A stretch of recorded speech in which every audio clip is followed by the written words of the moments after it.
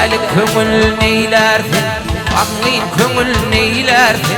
Bizden zaten içinde bir toprakta ilgilendi, cevher can içinde.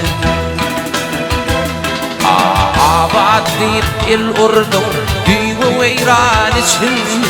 Rüstüm kumak karılıp, Ali irfan içinde. Fin olurun yanına, geçmesin fan içinde. Yağla hatin takla, karıkçıda yolurdu. Takıp kolu çapırlar, su akmayan çöllürdü.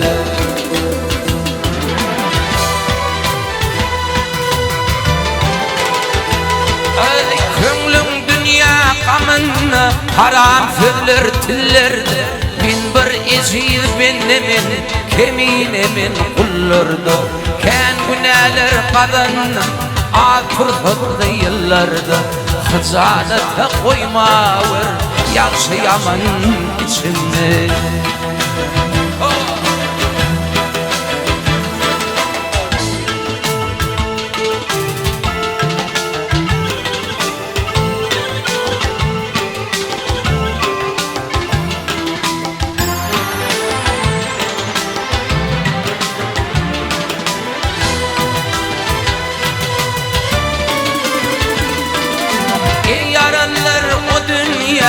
Barın vardı gelin yok, ölüdür halinden haber hatip biliniyor.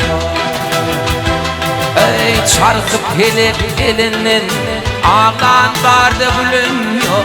Akıl edin kardeşler, gönüllerden kalın yok. Bu dünyanın vefatı yoktur diyeyim yalan yok. Dünyaya bir bağlayan ağlayan içinde.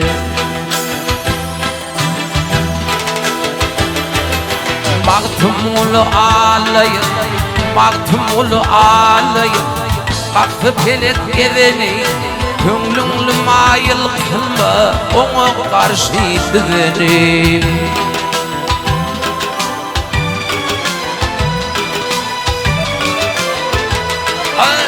Parafat yatipsin, el ayağın uzun.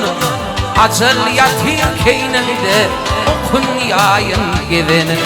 Bağışlar günü baravır, imanını kazanıp. Uğur gelin boş gitti, ahır zaman içinde. İçinde doğdu içinde, ahır zaman içinde.